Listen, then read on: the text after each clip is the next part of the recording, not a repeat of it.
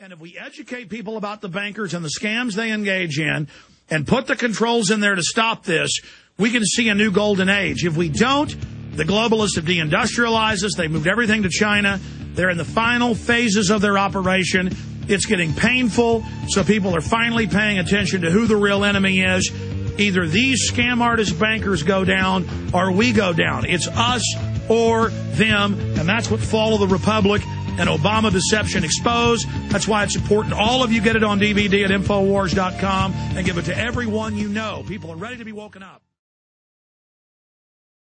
So many crimes. Grabbing big private banks that were solvent, stealing them, giving themselves hundreds of billions of dollars in goodies, lying about it, saying we won't tell you where the money is. I mean, if they get away with this and the naked body scanners and all these other acts of submission, what comes next? Will they demand our firstborn be sacrificed to them like other governments have done in history? I mean, where does it end? Let's talk to Dave in California. You're on the air with Webster Tarpley. By the way, we carry all three of his books at Infowars.com, including Cataclysm. You really want to understand what's happening with the banking scam, that's the book. Dave, you're on the air with Webster Tarpley. Go ahead. Hello. Yeah, thanks for taking the call. I've got three quick things to mention. One is a statement, one's a question, the other one's a suggestion. I'm going to have to let you go in just a sec, though. Go ahead. Okay, yeah, first off, I love Webster Tarpley, and I saw him recently in a European movie called Zero, an investigation into 9/11. And I've heard very little about this movie Zero, and I was wondering if you guys could possibly, help promote it or post it on InfoWars. Sure, really great. Cool. I appreciate your call. Take care, Dave. I told you we're taking calls for Webster Tarpley. I mean, come on. Let's go ahead and take another call here. Let's talk to John in Florida. John, you're on the air. Go ahead. Thank you for taking my call. Mr.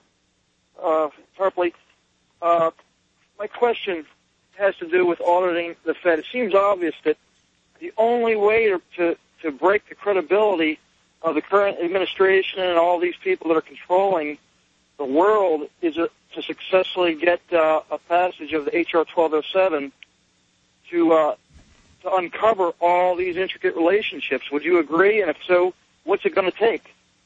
Well, I would agree, but that's only the first step. I mean, right now, what we've got on the table could take us one step beyond an audit. That is a special prosecutor that would go after Bernanke. And let me mention another guy, Donald Cohn, K-O-H-N.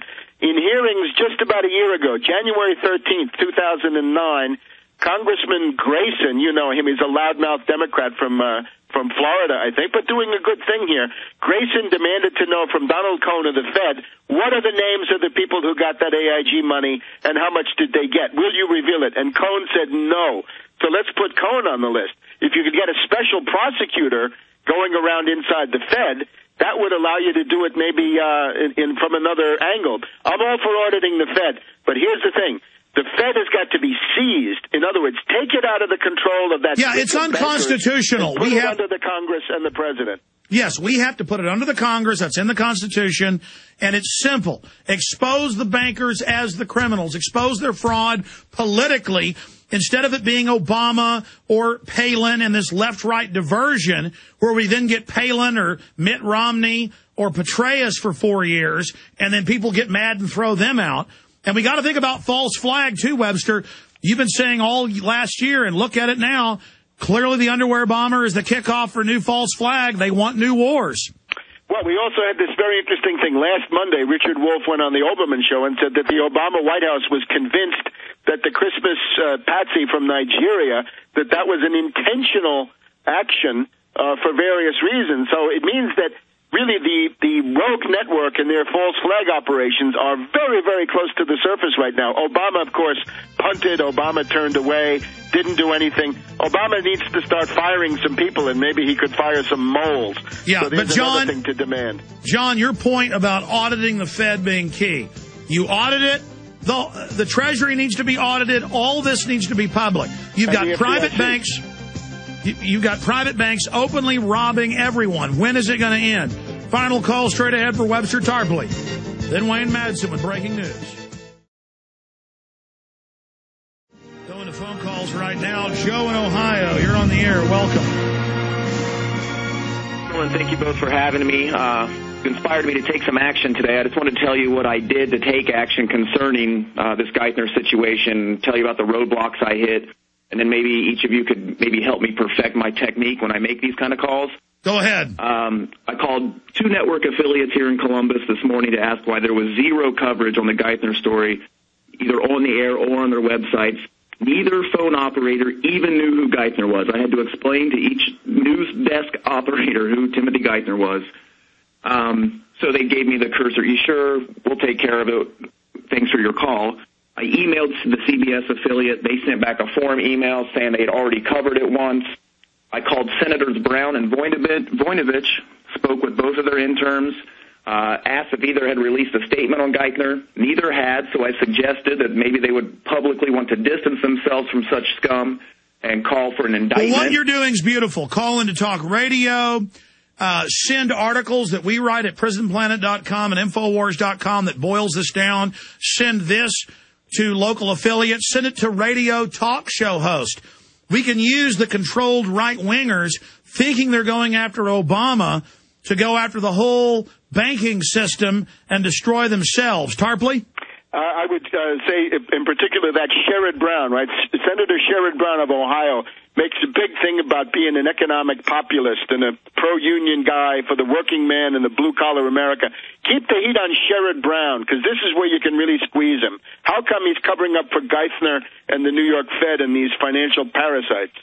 Yeah, but I think what Joe's doing is excellent. Keep it up, Joe. Keep it up. No, but don't give up on Sherrod Brown. Voinovich is harder to get because he's on his way out. All right, thank you, Joe. Got to jump.